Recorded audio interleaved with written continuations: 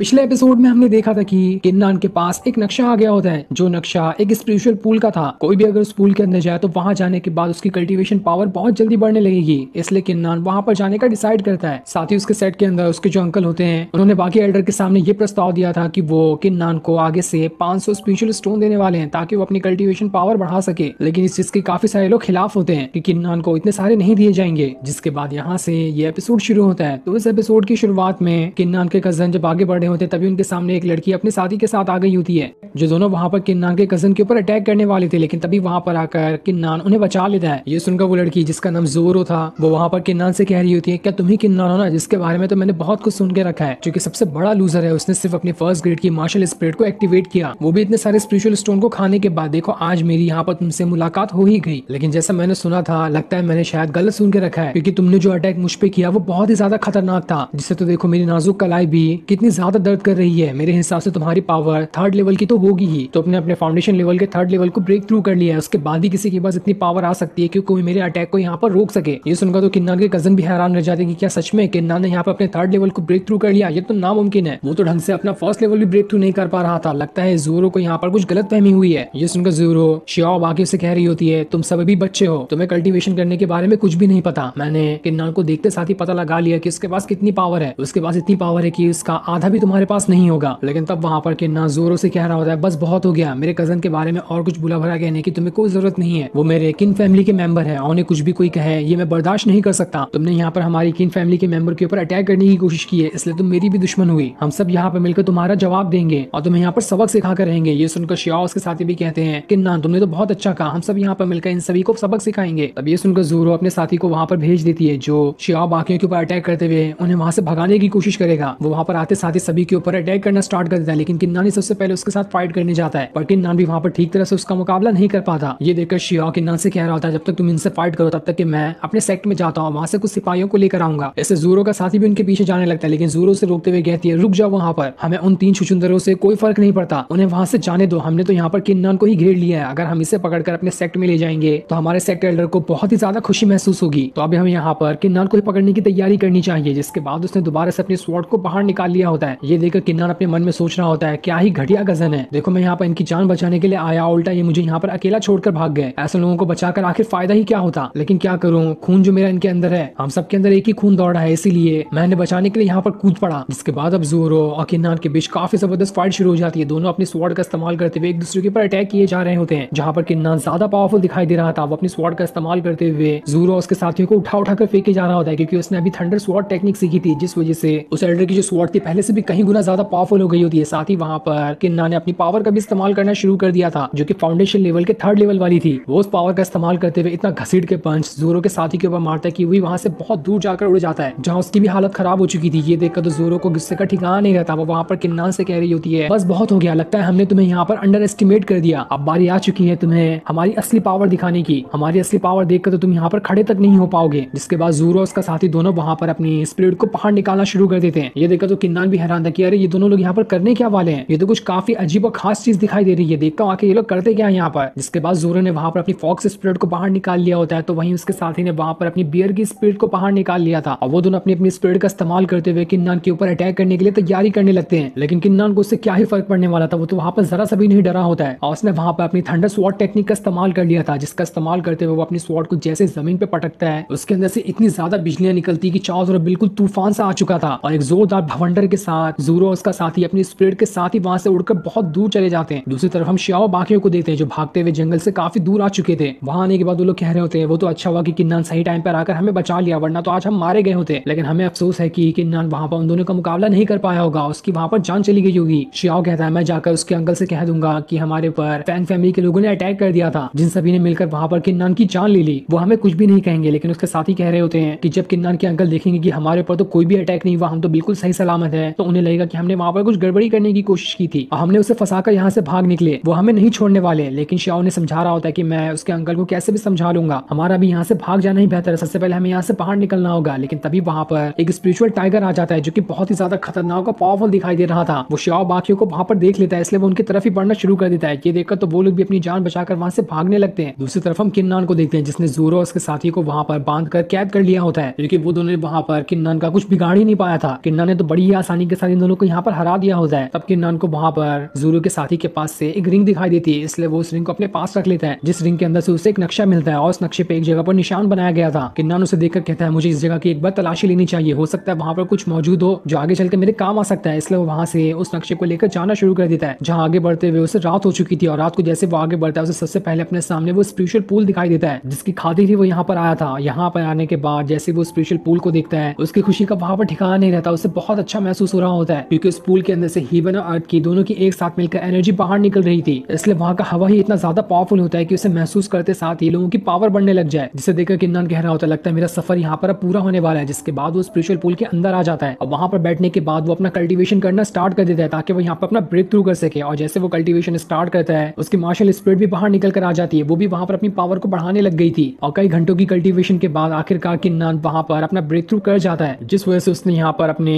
Foundation level के 4th level को भी ब्रेक थ्रू कर लिया था, जिस चीज से उसकी खुशी का वहाँ पर ठिकाना नहीं रहता कि बड़ी ही आसानी के साथ मैं 1st से 4th लेवल पे पहुंच चुका हूँ। ऐसा ही रहा तो मैं बहुत जल्दी अपना कल्टीवेशन करके बहुत ही ज्यादा पावरफुल बन जाऊंगा। और अब वो वहाँ से उस जगह की तरफ बढ़ना शुरू कर देता है जिस जगह पर ज़ोरो के साथी वाले नक्शे पे निशान बना हुआ था। वो उस जगह को ढूंढते हुए काफी टाइम गुजार देता है और काफी देर की मेहनत के बाद उसे वो जगह मिल भी जाती है जो कि जंगल में बना हुआ एक छोटा सा ठिकाना था। लेकिन वहाँ पर आने के बाद उसे कुछ भी अजीब चीज दिखाई नहीं देती जिसके लिए यहाँ पर इस नक्शे पे निशान बनाया गया हो। वो पूरी जगह की तलाशी करता है लेकिन उसे वहाँ पर कुछ भी नहीं दिखाई देता। लेकिन हाँ, वहाँ पर एक कैंप फायर जरूर लगी हुई थी जिसे देखकर किन्नान को समझ में आता है कि जरूर इससे पहले यहाँ पर कोई आया था जो यहाँ पर रुका होगा और ये काम किसी और का नहीं बल्कि ज़ोरो और उसके साथी का ही होगा। उन्होंने नक्शे पे जिस जगह पे निशान लगाया था वो यही जगह है, यहाँ पर वो लोग पहले ही आ चुके होंगे, यहाँ पे जो भी ट्रेजर था उसे ले लिए होंगे वो लोग, इसलिए मुझे यहाँ पर कुछ भी नहीं दिखाई दे रहा है। लेकिन खैर कोई बात नहीं, मैं वैसे भी कल्टीवेशन करके बहुत ज्यादा थक चुका हूँ, इसलिए मैं रात भर यहाँ पर आराम करूंगा और कल दोबारा से पूरे माउंटेन की एक बार तलाशी लूंगा ताकि मुझे यहाँ पर कोई ट्रेजर मिल जाए। साथ ही वहाँ पर ये भी सोच रहा होता है कि आखिर ज़ोरो को कैसे पता चला कि शियाओ बाकी लोग यहाँ पर इस जंगल में आए हैं, इसलिए पहले से यहाँ पर आगे ताकि सभी के ऊपर अटैक करके उनकी जान ले सके। हो सकता है कि हमारे सेक्ट में ही कोई ऐसा होगा जो ज़ोरो का साथी होगा और वही उसे हमारे सेट की सारी जासूसी करते हुए खबर देता होगा। लेकिन मैं भी इस चीज से बिल्कुल भी कंफर्म नहीं हूँ कि क्या मैं ये सही कह रहा हूँ या फिर गलत। इस मैटर के बारे में मुझे और ज्यादा जानकारी निकालनी होगी, लेकिन अभी मुझे इस चीज से कोई मतलब नहीं है। सबसे पहले मैं सुबह होते ही यहाँ से ट्रेजर ढूंढूंगा, उसके बाद यहाँ से निकल जाऊंगा। जिसके बाद वो रात भर आराम करने के बाद अगली सुबह उस जगह से बाहर निकल कर आता है और जैसे वो बाहर निकल कर आता है वो पूरे के पूरे जंगल को एक्सप्लोर करना शुरू कर देता है ताकि उसे यहाँ पर कोई खास ट्रेजर वगैरह मिल जाए जो उसकी आगे चलकर कल्टीवेशन करने में मदद करेंगे। तब उसे आगे बढ़ते हुए एक स्वॉर्ड मॉन्यूमेंट दिखाई देता है जो कि बहुत ही ज्यादा खतरनाक दिखाई दे रहा था। ऐसा लग रहा था कि किसी बहुत ही ज्यादा पावरफुल बंदे ने उस पूरे के पूरे पहाड़ के ऊपर इतना खतरनाक स्लैश अटैक किया कि वो पहाड़ी बीच में से 2 हिस्सों में बदल चुका है। ये देखकर तो किन्नान भी हैरान रहता है कि आखिर ऐसा काम किसने किया होगा, क्या यहाँ पर उस वॉरियर की स्वॉर्ड अब भी मौजूद हो सकती है। लेकिन वो कुछ सोच समझ पाता है, इससे पहले वहां पर उसकी मार्शल स्पिरिट बाहर निकल कर आ चुकी थी। किन्नान को तो समझ ही नहीं आता कि अरे इससे क्या हुआ, यहाँ पर अचानक से मेरी परमिशन के बगैर कैसे बाहर निकल कर आ गई। तभी सामने से उस मॉन्यूमेंट के अंदर से बहुत ज्यादा ऑरा बाहर निकलने लगता है और उस ऑरे के अंदर से एक बहुत ही ज्यादा पावरफुल स्वॉर्ड बाहर निकल कर आ रही थी। और इसी चीज को जब किन्नान की मार्शल स्पिरिट ने महसूस किया था तो वो किन्नान को बचाने के लिए बाहर निकल कर आ गई होती है, जो बाहर आने के बाद उस स्वॉर्ड से वहां पर लड़ना शुरू कर देती है, जिन दोनों के बीच काफी जबरदस्त फाइट होती है। लेकिन तब भी किन्नान की यहाँ पर मार्शल स्पिरिट ने उस स्वॉर्ड से फाइट करते हुए उसे हराने में कामयाब हो चुकी थी और इस वजह से यहाँ पर किन्नान की जान बच जाती है, वरना तो अगर यहाँ पर उसकी मार्शल स्पिरिट नहीं होती तो कब का वो स्वॉर्ड यहाँ पर उसकी जान ले ली होती। जिसके बाद किन्नान वहां पर अपनी उसी स्वॉर्ड को बाहर निकालता है, जैसे वहां पर एक खतरनाक वाला अटैक सामने की तरफ करता है तो इससे स्वॉर्ड मॉन्यूमेंट वाला पूरा का पूरा पहाड़ ही 2 टुकड़ों में बदल चुका था, जो देखकर तो किन्नान को कुछ समझ ही नहीं आता कि अरे यहाँ पर ये हुआ क्या। लेकिन उससे थोड़ा थोड़ा समझ आने लगता है कि जो स्वॉर्ड की टेक्निक यहाँ पर अभी आकर उसके ऊपर अटैक करने वाली थी, जिसे उसकी मार्शल स्पिरिट ने रोक लिया, तो वो सारी की सारी स्वॉर्ड वाली पावर अब उसके अंदर जा चुकी है। इसी वजह से उसने अपनी थंडर स्वॉर्ड का इस्तेमाल करते हुए इतना खतरनाक वाला अटैक उस पहाड़ के ऊपर किया कि वो पहाड़ यहाँ पर 2 टुकड़ों में बदल चुका है, जिस तरह से ये पहले 2 टुकड़ों में बदला हुआ था। ये देखकर किन्नान काफी ज्यादा खुश हो जाता है कि अरे तो बहुत अच्छी बात है, मेरी स्वॉर्ड तो पहले से भी ज्यादा पावरफुल बन गई। इसके पास तो वैसे भी थंडर स्वॉर्ड वाली टेक्निक थी,